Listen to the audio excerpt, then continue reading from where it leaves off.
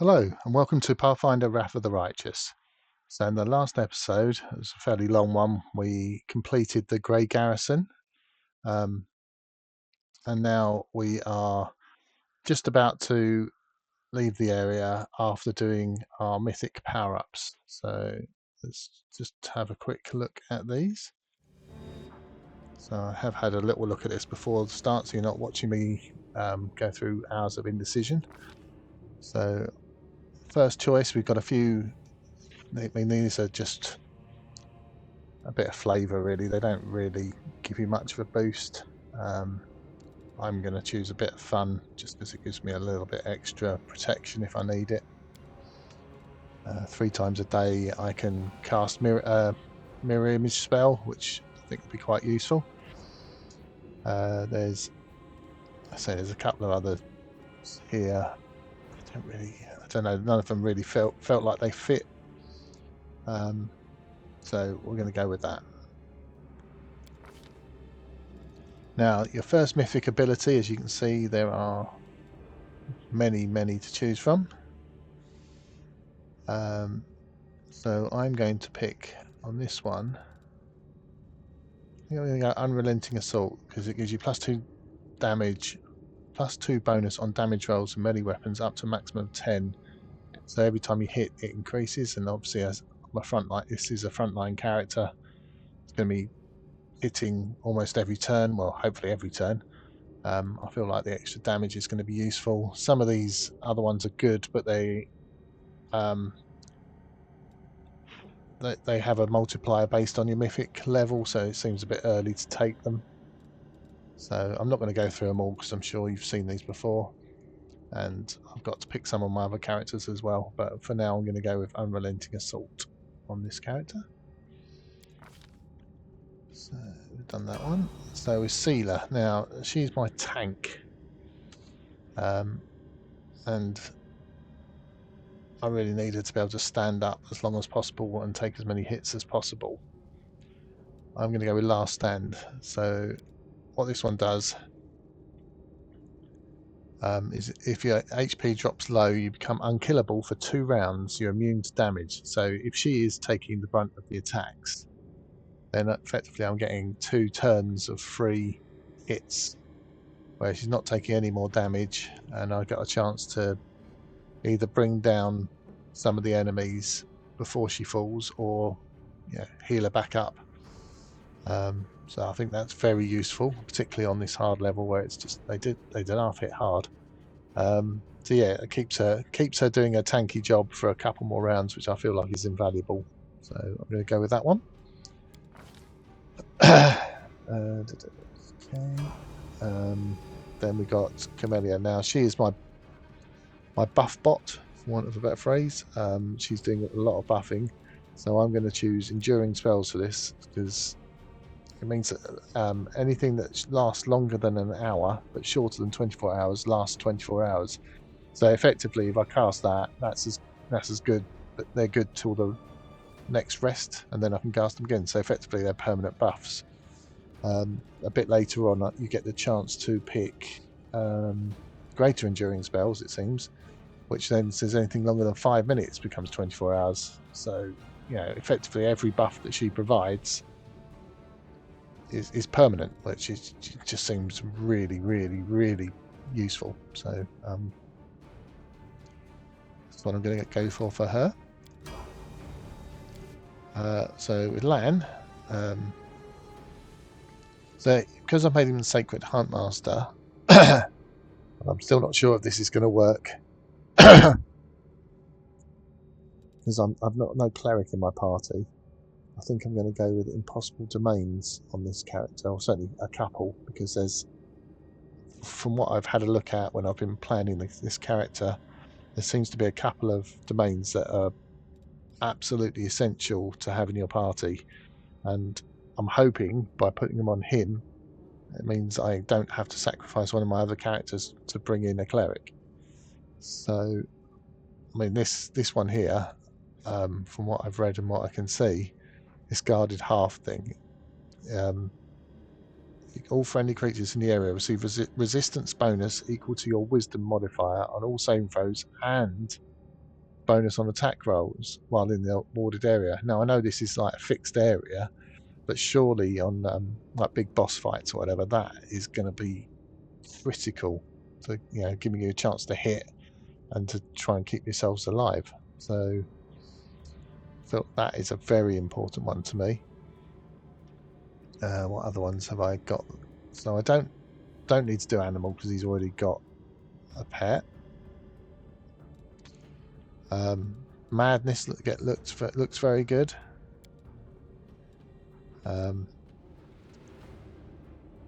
Enemies within the area will be affected by confusion. They succeed a will throw, and so that's the aura of madness. And then he also gives somewhere it says it gives him a chance to, yeah, you can use this ability a number of times a day to effectively boost attack rolls, saving throws, or skill checks on your characters. So again, if you've got a particularly difficult enemy that you're fighting, and anything that can boost your attack rolls must be beneficial. So, and I say there's so many domains. I obviously haven't gone into them all. I think the war one looked interesting. An ability one maybe. So there's a few interesting ones, but I feel like the community one, when it gets to level 8, is just so powerful. I'm going to start with that one. I know I'm only level 6 now, so I won't feel the benefit just yet. Could go the madness route first.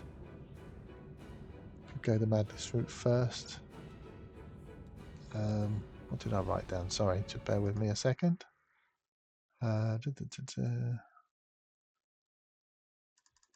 it better to go madness first?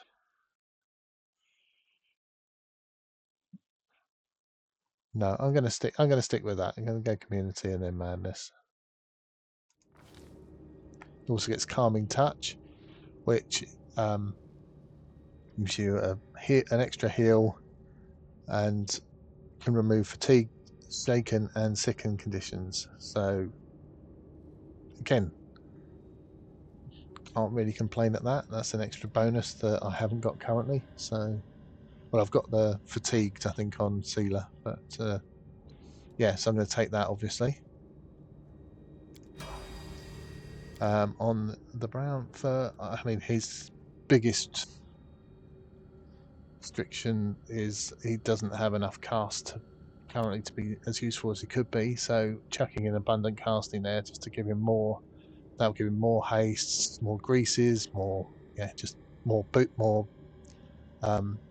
boosts to abilities, all that sort of stuff. So I feel like that makes sense for him.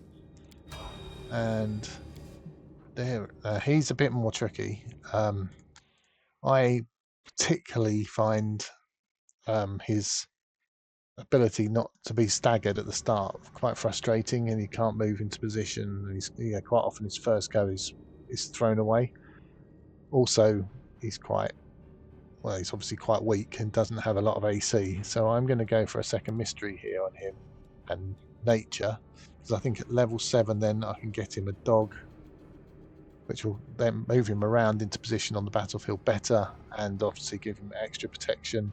He also gets the ability then to cast Bark Skin, which is very useful. I'm sure there's some other bits in here later on that will be useful too, though I don't know, I'm not really, I don't really know if these are any good or not, but I just think it's the pet is more useful than anything else. So I'm going to go with that for him. And the Bark Skin will be useful just to keep that AC up. What's it do again? So it grants 2 enhancement bonus to the creature's existing natural armor bonus. The enhancement increases by 1 for every 3 caster levels above 3rd. So at the moment, that means he's going to give 3 AC, and then by the time he's 8, that'll be 4 AC. So yeah, useful that, I think.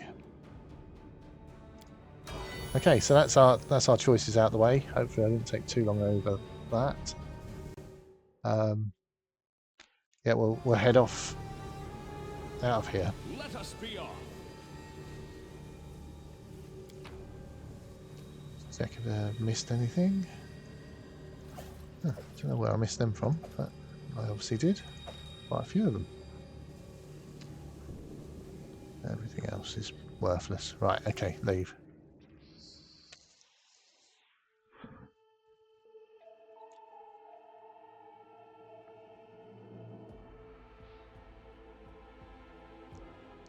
When in doubt, save. I do try.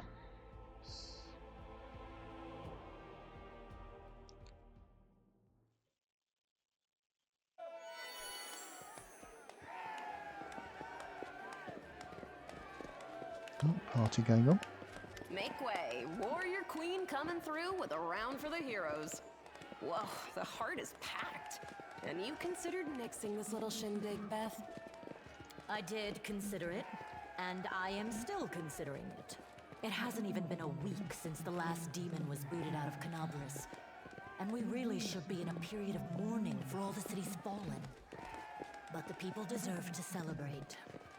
And he deserves to be honored for saving the city and possibly all of Mendhov. We did it together. But someone did more than the rest of us. Don't deny your achievements. There will always be plenty of miserable folk only too happy to tear you down. According to the Watch reports, there has been no demon activity whatsoever outside Canabras. I get the feeling the fiends are as shocked by what happened as we are. What happened in the garrison, what you did, it was a miracle. I truly believe that the gods remembered us and decided to intervene. Beth, come on, you agreed. No serious business today. All right, I'm done. No more. Who would have thought we'd be celebrating a successful attack on the Grey Garrison, our own fortress, and that we'd blow the roof off the place? It's simply unforgivable. Comes the cheerful voice of someone sitting in the far corner of the table. While we're on the topic of the roof, there's already a rumor going around that you have been blessed by Iomade herself. And it was her power granted to you that destroyed the garrison's walls and roof. And it turns out the people want a little piece of that blessing for themselves. The townsfolk are gathering chunks of the garrison's rubble as souvenirs and talismans. And I'm sure they'll hit the black market soon enough. Oh, yeah. Here, read on this for me. For good luck. Okay, why not? Breathe on the stone. We need all the luck we can get. Nice. I'll put it on display at home. Or maybe I'll make a hole in it and wear it as a pendant. Navi! What are you on about now? What do you mean? Do you see many people at this table who've been personally blessed by Iomade herself? Well, a couple perhaps. There's the same mirthful voice that joined in before. Iomade's blessings are not conveyed through stones, and as public officials, we really shouldn't. Irabeth looks at the end of the table where the voice originated, and her eyes widen as her words trail off. I feel a little chastened after what you said about public officials. But I myself have acquired a few pieces of stone and also wish to ask our hero to breathe on them for good luck. So, what now? Are you going to toss me out of this fine establishment? The woman dressed in unshowy finery raises her eyebrows. Your Majesty. Yes, it is I. I made the journey here to deduct the cost of repairing the garrison roof from your salary. We have not been introduced. Galfrey of Mendhov.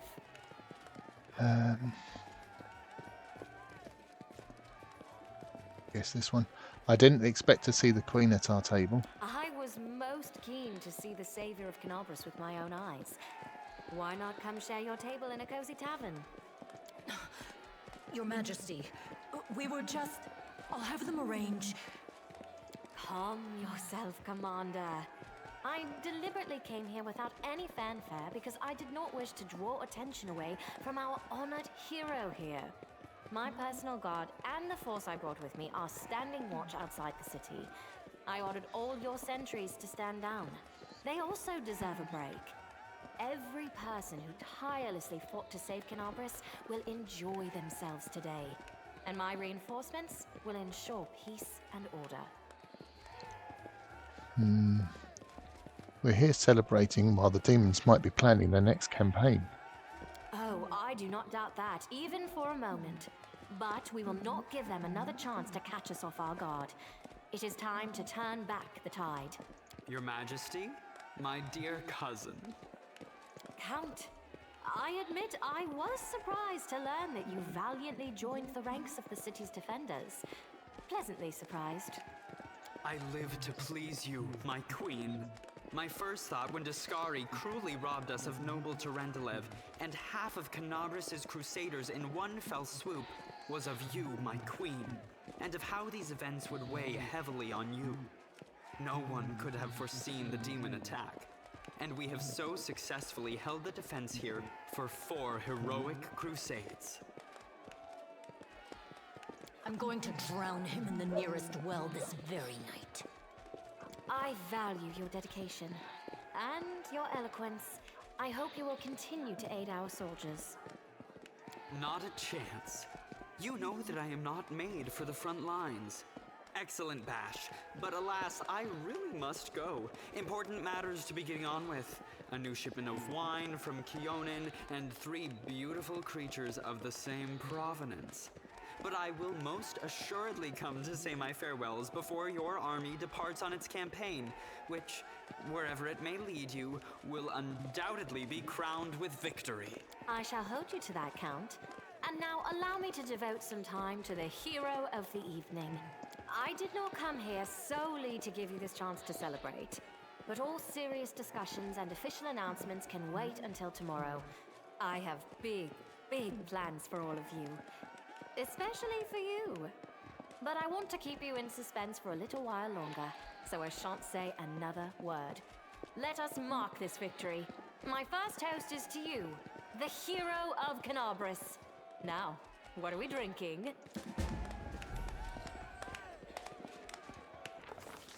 Okay. The fires of Canabris have died down. Now the army's path leads to the walls of Dresden, a fallen citadel that the Crusaders have been trying in vain to reclaim for 70 years. The new piece on the board might give their efforts some added momentum.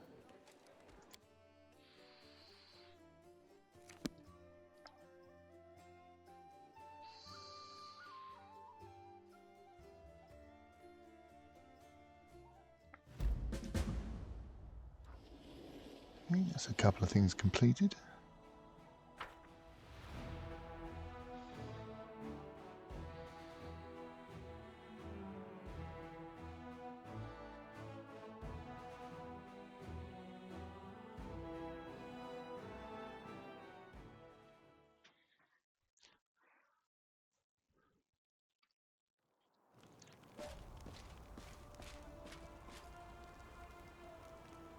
Is that him next to Erebeth, the hero who saved Canabris? The Queen is coming. Rise, warriors. Today is a day of sorrow and pride. Sorrow because we weep for our brothers and sisters who perished in Canabris. Pride because despite demonic treachery, our heroes repelled the attack and saved the city. I, Queen Golfrey of Mendev, declare this day the first day of the 5th Crusade. And I am glad to introduce the one who will lead the attack on the forces of the Abyss. The hero of Canabris, Knight Commander of the 5th Crusade. Your leader from now unto victory or death. And now it's time to rest. Everyone is dismissed. Got promoted. There. The troop review is finished. I'll give you some time to look around the camp, and then I shall expect your presence at headquarters.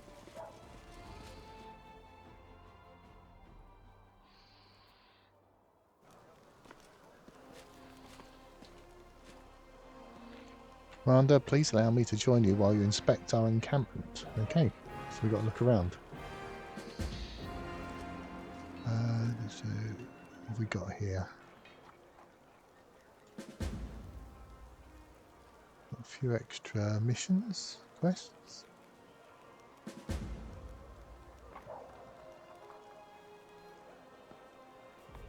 Let's just have a quick check. So, got to visit Chili Creek. Make it to Dresden. I'm assuming that's the main one for this section. Talk to the Queen, but I've got to examine campsite, talk to all these people. Okay. That's an old one, isn't it? Yeah, tentative scale. Nameless ruins. Okay. That's before. Got a wipe out band of cultists. Capture and eliminate them so they cannot warn the demons. Okay.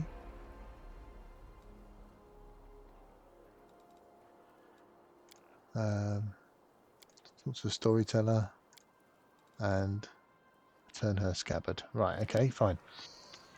So,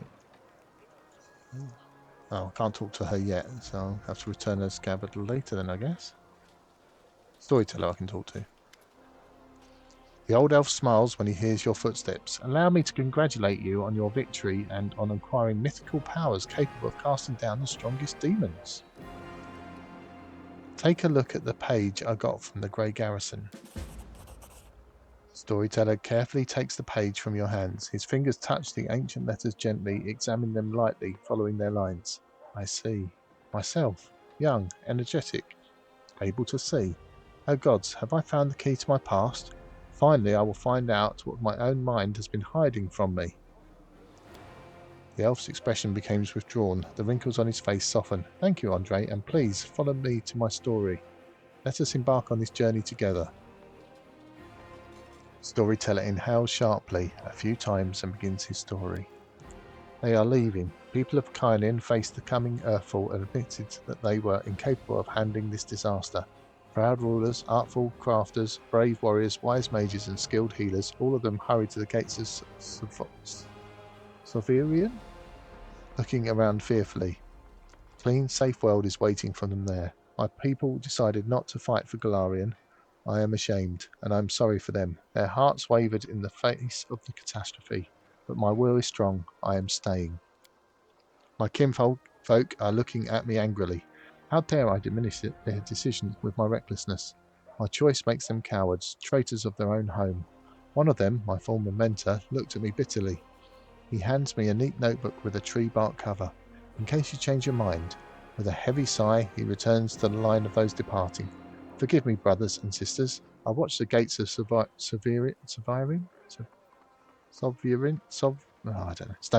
close, separating me from them.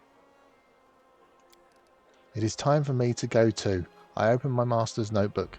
These are his notes about travelling between the worlds. In case you change your mind, he hopes the burden I shouldered voluntarily will be too much. I will lose heart and find my Sovereign. That will never happen. My mouth set stubbornly, I tear my master's notebook to pieces. I use my forced pride as a shield against my fear of what is to come. Why did the elves decide to flee, not fight? The storyteller's lips purse with disdain. They are afraid to lose what they have. They were rulers, long-lived and powerful. They valued their lives and sunshine too much to enter the fight with the aftermath of Earthfall. Your mentor is a mage, then you must be too, yes? Yes, I am an archmage, and this title is well deserved. I have acquired delicate mastery and succeeded in many areas of magic, but curiosity has always pushed me towards new knowledge since the first day of my apprenticeship. What is the Soverian stone? A magnificent crystal bent into an arch by a mighty hand of an ancient divine creator. Our great gate to the other worlds.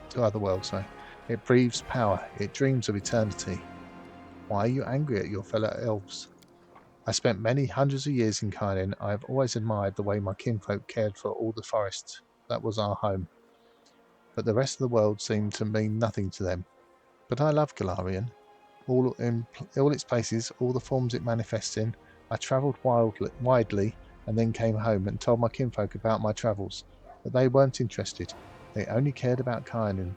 Their lack of desire to hear about the wider world makes me sad and angry. What happened next? Earthfall happened at night. I am standing at the top of my tower, many miles to the north of Kynin, and I see a blaze far in the south. I hear a horrendous rumble. The air is groaning, giving way to a huge rock rushing down on my world. And then a blow, vibration that penetrates everything, reaching down into the bowels of Golarion and up to the vaults of the sky. Crunching bones, blood from burst vessels, filling my eyes with darkness, drowning in timelessness along with the countless denizens of Golarion. Never before have we been so united in our feelings. When I came round, the darkness remains. My first terrible thought, I'm blind, but no, little by little I begin to see the stone wall. I am alive, but why is it so dark? The answer is quick. Smell of ash everywhere. A great burnt sacrifice filled the air with incinerated particles of what was recently the continent of Aslant. Great clouds of ash covered the sky, cutting us off from the sun and the moon, dooming us to dusk at the day and complete darkness at night. My heart sinks with fear. Treacherous thoughts fill my mind. Why did I stay? Why didn't I run like everyone else when I had the chance? I clench my teeth and stand up to watch Earthfall, proudly, like the last Archmage of Kynin should.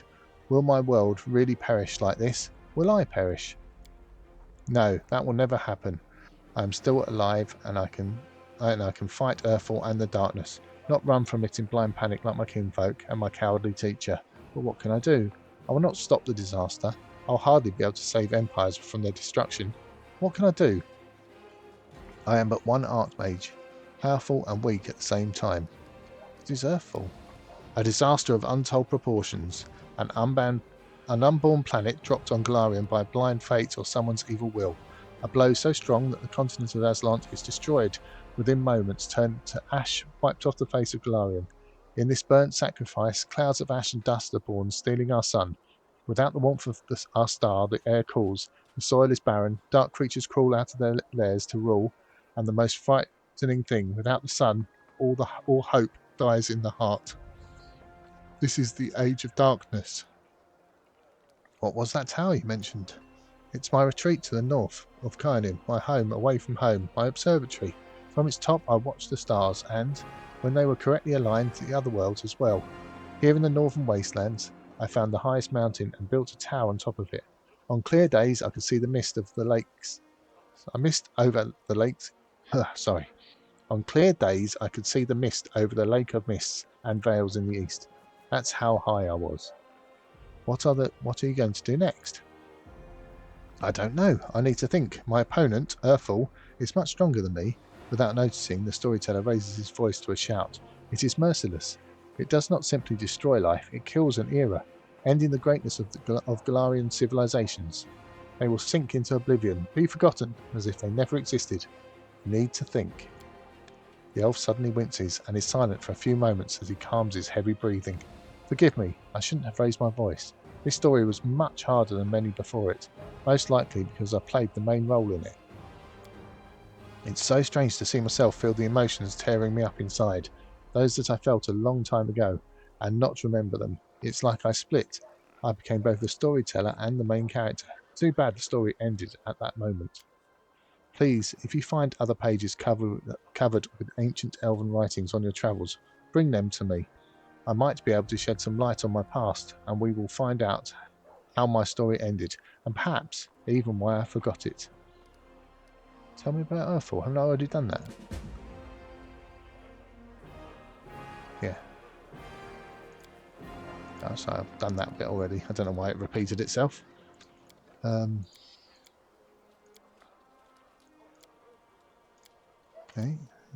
Thank you for your stories. I want to discuss your past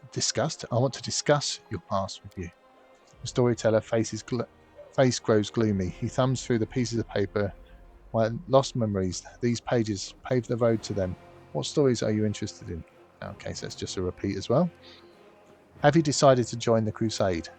I have decided not to, I'm afraid. My path and the path of the crusade lead in the same direction, but alas, they are not yet one and the same. After the demons were driven away from Canabras, the path into the world room became open, if only temporarily. I'm planning to use this opportunity to visit. The elf falls silent. It doesn't matter now. I hate to bore you with the details of my venture, which may prove useless even for myself. However, I'll try to return to the Crusaders and aid them in their confrontation with the demons after I'm done. I hope to meet you again in this world rather than the next. Okay. Please examine the items. Let's see if there's anything else to examine. Let me touch them and I'll see what I can. Storyteller fiddles with a fragment of a gold buckle. An old thing, created long ago by divine will, but the power that gave birth to it is lost in the darkness. However, the relic still lives on, though it has changed. I wonder what secret it is hiding. Would you like to know it? Bring me 5 vials of magic essence, and I will revive this object, and with it, its story. Okay, so I'll give him the broken buckle and the necessary materials. Restore this relic for me. The elf cautiously uncorks the vials and begins to work his enchantments. The essence evaporates, turning into light that streams onto the buckle. The light thickens, becoming gold. Covenant of the Inheritor. This is the name of the relic. This buckle once adorned the belt of a glorious knight from Mendev. It is the embodiment of a promise made to a young girl by a powerful deity. A great promise that has changed much in the world. So we've received the Covenant of the Inheritor. When you touch the restored relic, a strange vision comes to you. It is if you can see the events that happened to it in the past. A burning sensation spreads across your chest from the very spot where your mysterious wound sometimes opens. What is this? The influence of the storyteller's spells, or is it something else? I had a vision. The old elf frowns. How strange. You are a remarkable mortal. No one has ever shared my visions before. What do you think caused it? Perhaps these things have something to do with your destiny, or the fate of someone related to you. I do not have an answer, only advice. Seek out such relics. Look for what links them all, and you will know the truth. Okay, with more important things to do, I have to go. I wish you interesting adventures. Great. So let me have a look at that, what we got, just in case it might be important. Oh, here it is. Symbol of Iomedae, when placed on the belt, emits a holy aura. All party members in 30-foot area get a +2 bonus to caster level checks made to overcome spell resistance. Their weapons become good aligned and count as if they were made of cold iron. Okay, well that's rather cool, isn't it? So I'm going to give that to him. He's going to need the spell resistance, and generally my casters are going to be back with him. Yeah, okay. That should be pretty useful, that. 30 foot. I'm still not entirely sure what 30 feet looks like on the map when we're fighting, but yeah, okay, we'll go with that. Right, let's carry on working round. There's Nenio. I hope we meet, so she's not ready to chat just yet either. And the wizard, right, okay.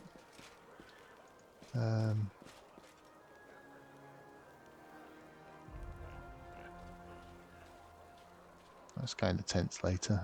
I've been told to just go around greeting everyone at the moment, so I'll collect everything because I'm in a camp. I'm assuming if I get encumbered I can just sell it all.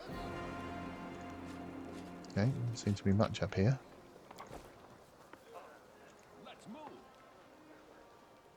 Follow that round. What's that? Oh, hold on, what was that? Okay, a couple of bits there.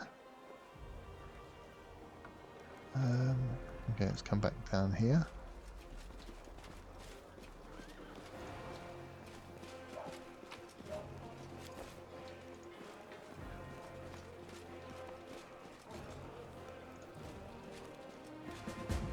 Oh, so that's the campsite of the Eagle Watch. I've done that one.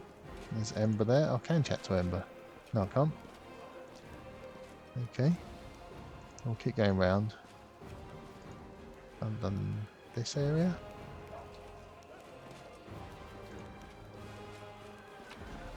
Let's do everything.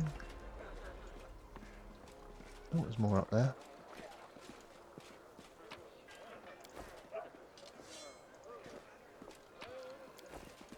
Okay. There's Ulbrich.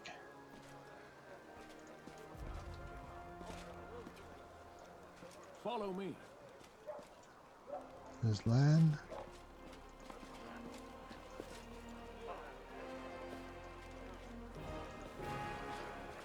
Grandma Gretlin, the director. A well-dressed old dwarf is lecturing a motley company, shaking her ladle at them belligerently.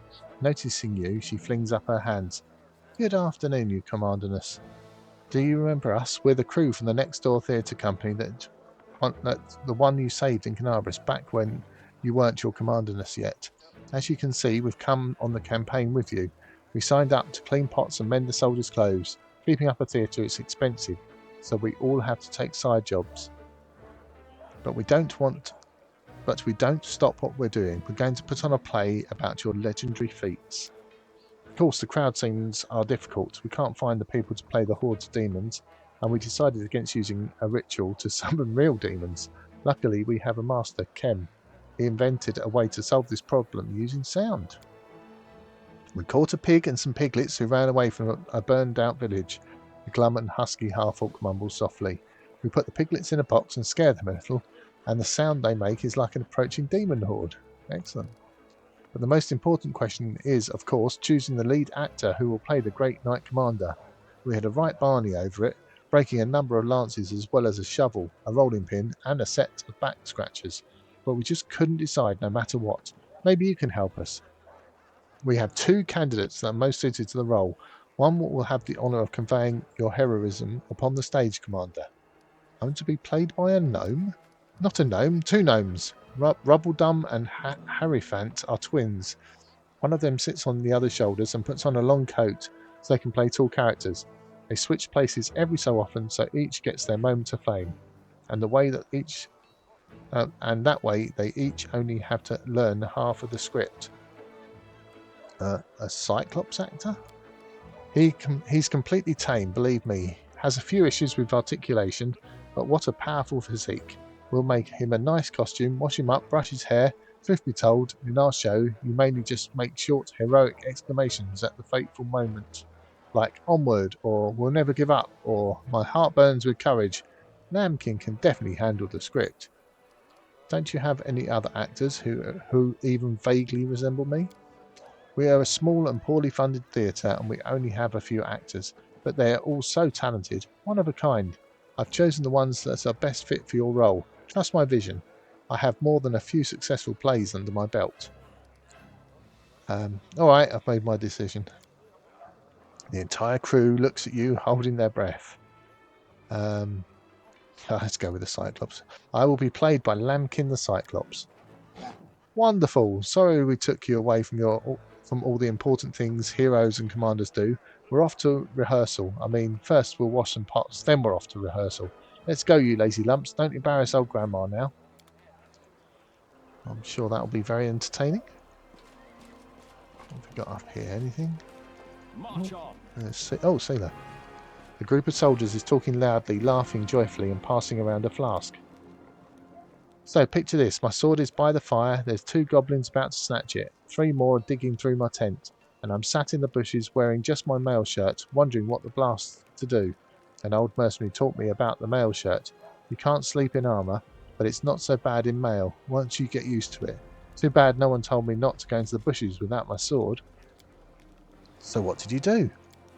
What did I do? I barked like crazy. Goblins are afraid of dogs, you know. So they all went wild and started running around. I spot my sword and they spot me. So I jump over to the fire, wearing nothing but my mail shirt, and grab my sword, and I yell in my big tough voice, "O Inheritor, grant me the power to crush these filthy creatures." My sword's shining, the goblins are screaming. I jump to attack them and they fight back, but I fought them off somehow. But ever since then, I never take a step without my weapon. Zila takes a sip from the flask. Ha, that's some story. Hey, stop gulping. Leave some for us. We've only just set off and you're already drinking, and with the Queen in the camp. Stop this at once. The knight quickly snaps to attention. Zila raises the flask and says loudly, "Right you are, Commander Tirabade. We are drinking to the Queen's health." I'm just going to say nothing. Allow me to remind you, Paladin, that you are in an army, not a band of mercenaries. Foolishness impairs discipline. Too much fun at the camp can turn into losses on the battlefield.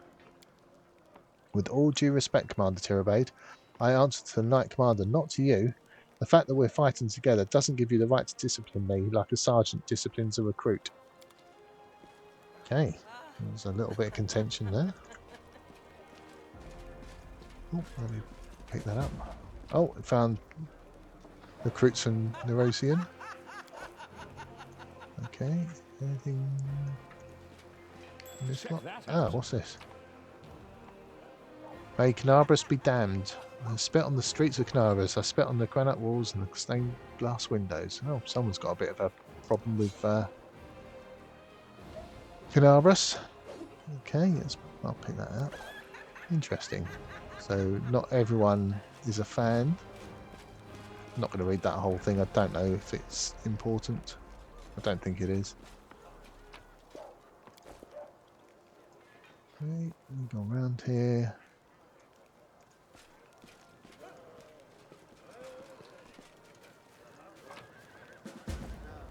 We found the Canabras Knights. Excellent. So I think just got, there's 4 places I had to find, I think. Let's just do a quick check. Talk to the army quartermaster. That's what I've got left to do. Where's he going to be? Oh yeah. So we've got Walgiff, we've got Jerna. Good day, do you remember me? I'm Jerna. We spoke in the Defender's Heart, so you're the commander of the Crusade now. Aristil knows it's hard to imagine someone worthier of taking up the post than the saviour of Canabras. May the good gods help you prevail. Well, I know who he is, so I'm not going to say that again. What were you doing in the Defender's Heart? What I was bound to do under my holy orders, I healed the wounded and buoyed up the healthy to fight another day. Have you joined the Crusade? Don't take it amiss, but no, I haven't. I have my own task. I'm needed in Chili Creek, a tiny hamlet which, due to some oversight, has been left without a priest these many years. I'm about to set sail for there. I'll make my journey along Old Man Selin. To go. May Aristil watch over you. Okay, so it's just reminding me in case I didn't speak to him before, I guess. August Grum's not speaking. Walgiff's not speaking. Wilsa. The burly soldier with an impressive beard greets you with a broad smile. Wilsa Garms, the camp quartermaster at your service. How may I help you? Tell me about yourself. The quartermaster looks away sheepishly. There isn't much to tell, really. I was born in Canabras in a humble family. I got an education, taught myself to read and write, got drafted into the army, spent 3 years as a shield bearer in the first line. I left after I did my time and joined the Stonemasons Guild. Then moved on to the shipwrights and rose to a crew chief. Sailed to Iobaria twice and returned with goods. Made some money, built a house, but haven't started a family yet. I think I will after we are done with this war. But a few years ago, something started gnawing at me. I got the feeling like I needed to go home, that there was a storm headed for my native city. And when there is trouble in Mendev, there's only one thing to do. You go to the recruiter and sign up for the army. And so I did. At first, they wanted to make me an infantry sergeant, but then they decided I'd be better fit in the supply department. I can take care of army property, and I'm pretty handy around a warehouse. Not to mention, I know how to manage a band of helpers. And so that's how I became quartermaster. Wilson gives you a shy smile and shrugs, as if this were a wholly unremarkable story typical of any crusader. What are your duties in the camp? A little bit of everything. What's an officer to do? What's an officer to a soldier? A strict father. So what does this make a quartermaster like myself? Something like their mum, that's what. I make sure the lads have everything they need to defeat the enemy and come back from battle in one piece. Wilson starts ticking off his fingers. That means food, firewood, medicine, tents, mended clothes, fixed weapons. The horses have got to be fed and watered, the camp's got to be fortified by the evening and broken up by the morning. I make sure the wages are paid on time and the wagon's wheels don't squeak. And then there are reports. Gods, until you asked, I never realised how many duties I actually had. What do the soldiers think of their new commander? They mostly tell tales about your unusual power. They don't shy away from talking about you as a person, too. Soldiers are always like that. If Amdi herself descended from heaven, you bet they jab on about how she grips her sword and how good she looks in her armour. The general impression about you is that you're a tough fighter, a true warrior. That's the best kind of commander, one who knows the weight of a blade in a long fight. Right, I'm going to look at his wares later. I'm just going to go and talk to the Queen and then do a proper scout around the camp and then sell up everything and see what I should buy. I have to go because I don't want to repeat myself over and over if I don't have to. Onwards. We've got here, everything looks okay from here. So into the commander's tent.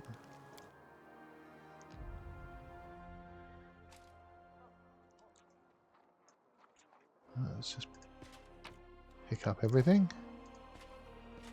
Well, it's technically my tent, so it's not stealing, is it?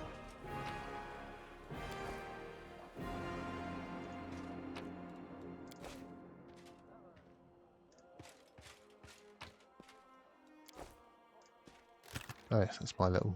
Let's just get rid of some junk. A weird severed head. Don't need to be carrying that around with me, I don't think.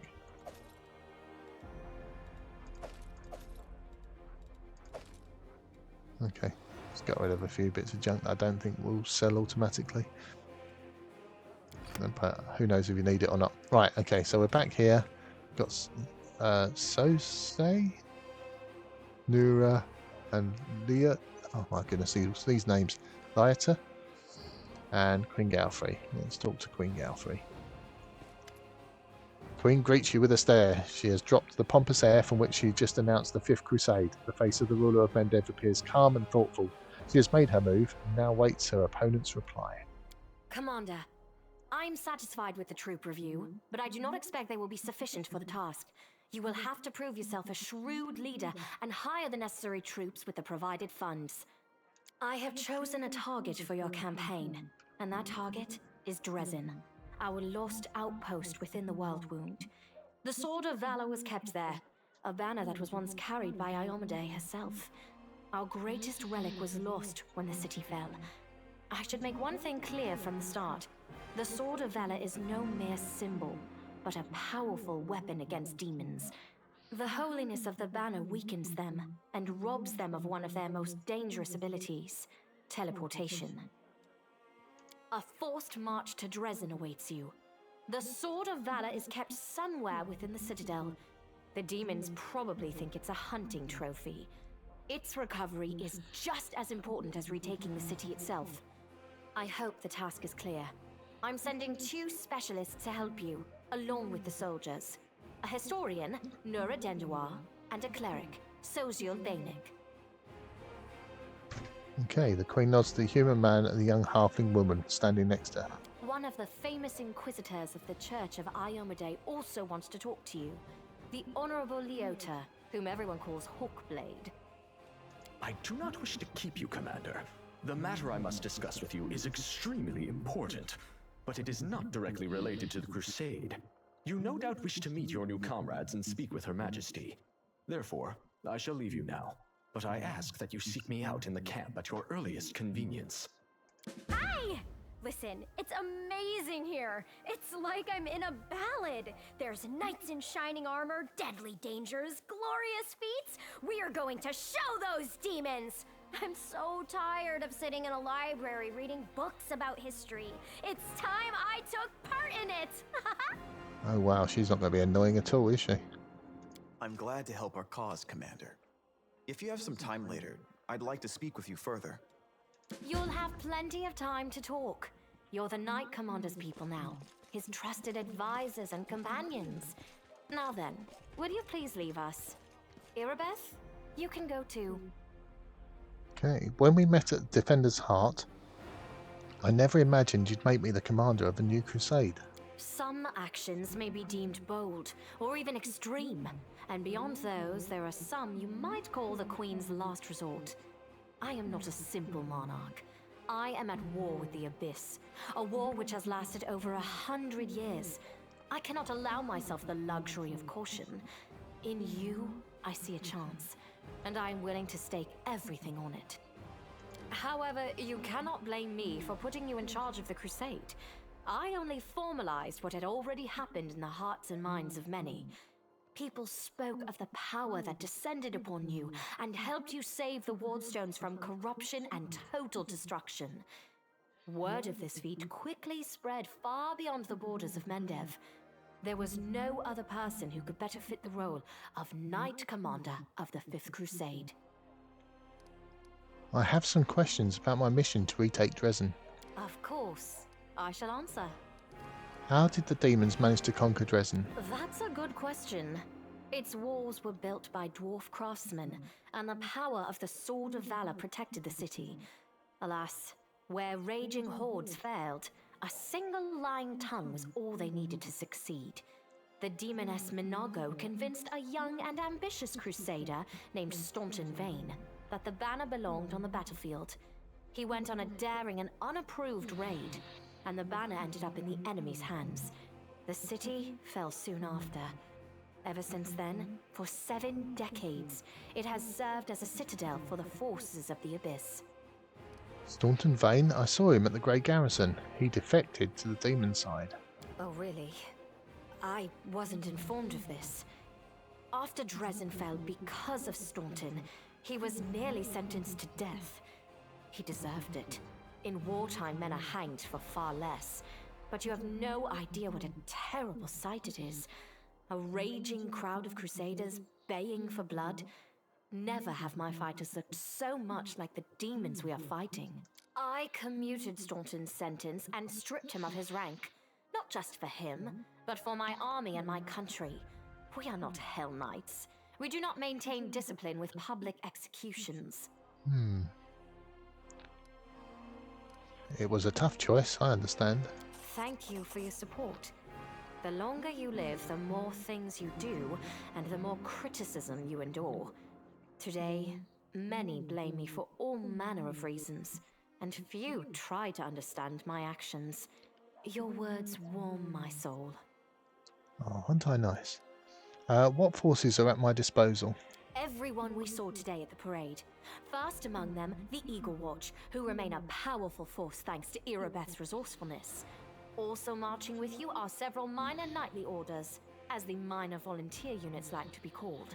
And finally, I have personally selected some recruits from Neurosian.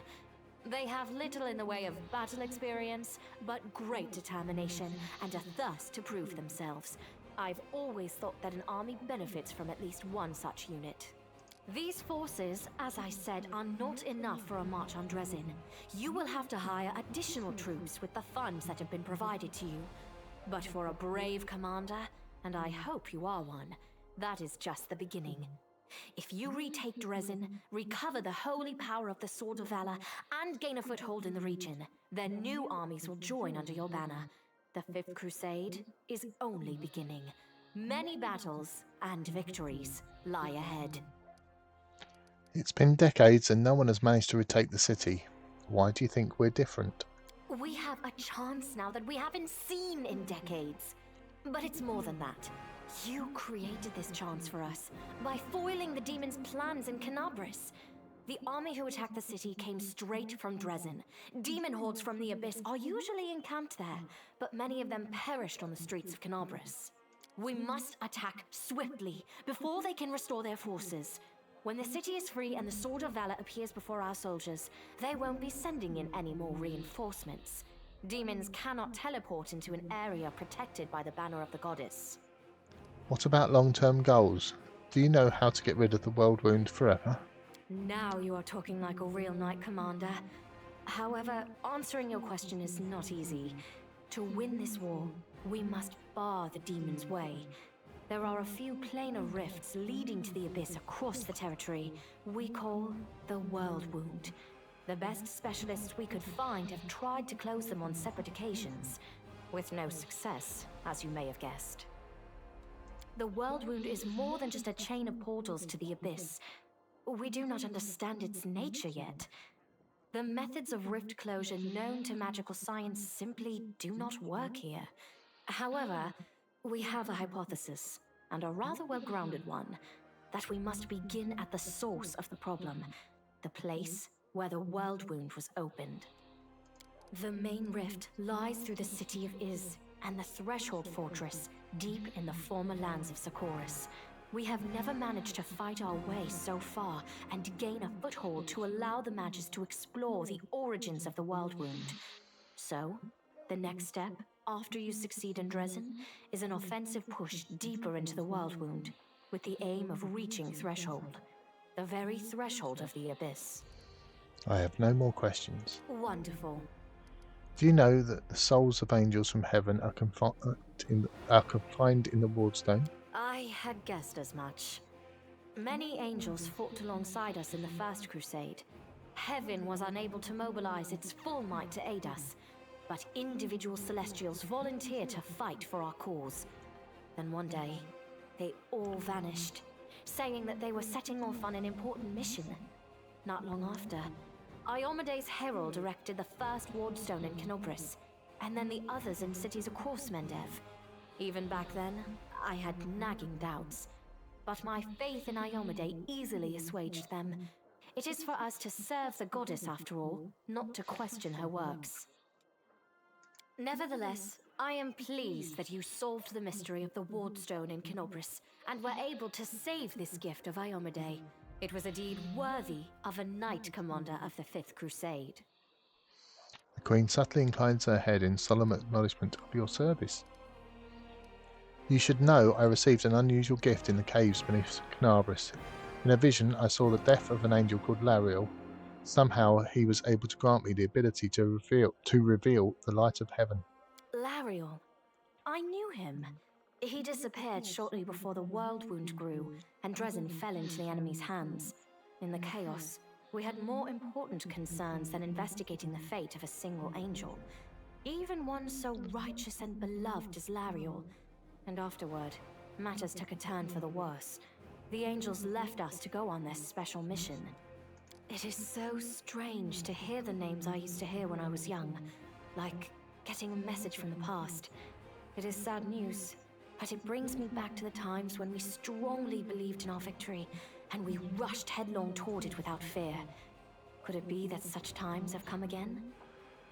Okay, so the Covenant of the Inheritor. Do you remember this? This. I thought this relic was destroyed many years ago. How strange it is to see it whole again. At one time, it gave me hope. I am pleased that this object will serve the Crusade once more. I had a vision of Iomede giving her covenant to you. I was young, and did not fully understand the magnitude of the duty that had been entrusted to me. Iomede gave me hope and strength to see me through the trials ahead, and in so doing, she won my everlasting loyalty. Do you still remember the oath you swore in battle? Always. No matter how arduous, no matter how dark the skies, no matter how much blood flows from my wounds, I shall stand with you. We shall fight for our loved ones and our friends, for the right to live and die free. We shall do everything we possibly can, and after that, we shall begin to do the impossible. And if the hour should come when our arms can no longer raise our swords, our bodies will become a shield to cover those who still have strength to fight. I, Godfrey, Queen of Mendev, swear this to you. This is my vow. You withstood a blow from Arilu Vorlish in that battle?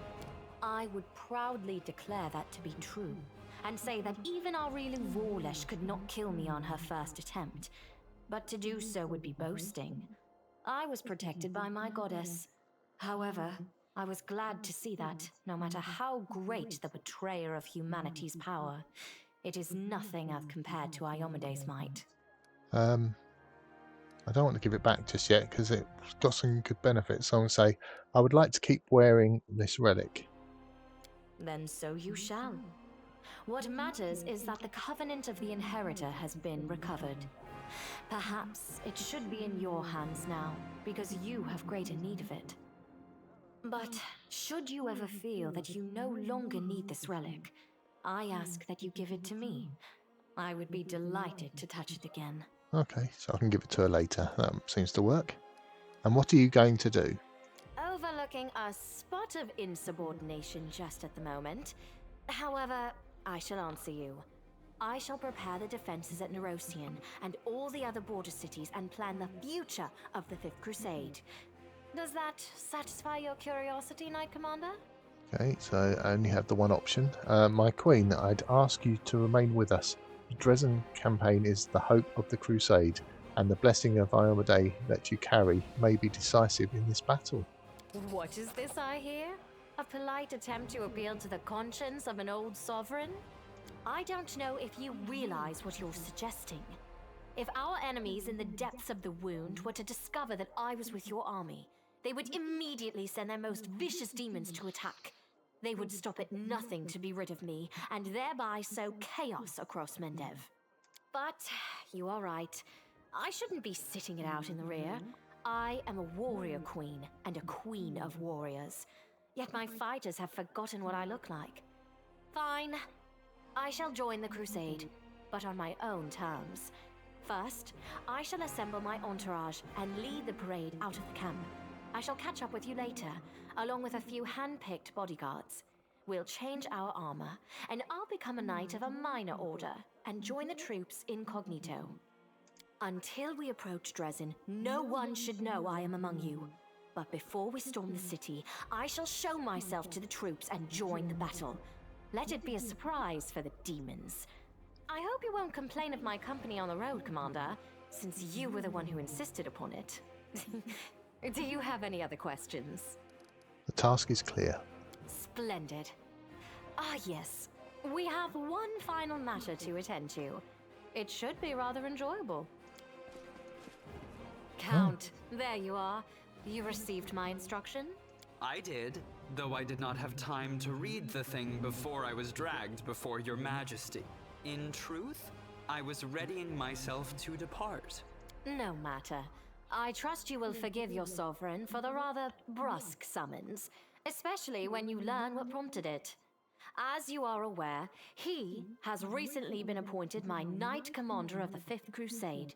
I spent a long while pondering whom to appoint to the highly sensitive post of Commander's Field Attaché and Advisor Plenipotentiary without portfolio. Congratulations, Count.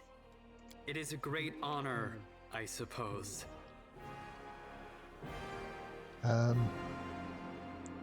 What a wonderful gesture, Your Majesty. I imagine our dear Count would have been inconsolable if you hadn't given him this chance to serve the common cause. Don't normally choose chaotic, but that seems to fit. I knew you would approve, Commander. The Queen bestows a smile on you, then brings her gaze to rest on Darren once more. I had my doubts about whether you were ready for such a responsibility, Count, but your conduct in Kenobris has put my mind at ease. So, you will travel with the troops to Dresden. Only the commander may remove you from your post. But I trust that you will dutifully fulfill his orders and make a good showing of yourself. Especially since word of your appointment, Count, will reach the court at any moment. All of Mendev's nobility will be following your successes in service to the nation, including all of your devoted admirers. I even heard that one bard with whom you are particularly friendly has already begun composing a ballad to honor your heroic participation in the crusade and your faithful service to the commander here. Your largesse truly knows no bounds, dear cousin. I am most gratified by the honor you have shown me. Then let's get going. May Iomedae help us. Okay. That was a lot. And Nevia sweeps an inquisitive glance over you. So tell me straight, how's that brawl at the Grey Garrison? How'd that brawl at the Grey Garrison end? I heard the rumours, of course. It's kind of my job, you know, to listen. You've no idea what cobblers the Crusaders say about you. Some say Iomedae came to you and appointed you her herald. Others say that you died, and an honest-to-God's angel is now leading the army disguised as you. Still others say it was just an explosion at the alchemist lab, and I'm the one spreading rumours about your powers. I wish. But you know, you really have changed since the Grey Garrison. It's hard to describe, but you've come kinda She waves her hand, trying to find the word. More dangerous? Yeah, exactly. More dangerous. I have a gut instinct about these things. If I didn't, I'd already be dead. You're dangerous, Commander, and by Desna, I hope you'll be dangerous to our enemies and not to us, or to yourself. Okay, I have to go. Alright, you watch yourself now. Right, let's head back out. So I think I head outside. I've got to go around the camp properly now. I've done the initial part. Looking at the time on this episode, I think this is a good place to stop this episode, and then we'll continue going around the camp and leveling up the minor carriers in the next minor companions in the next episode. So thank you for watching, and hopefully I'll see you next time.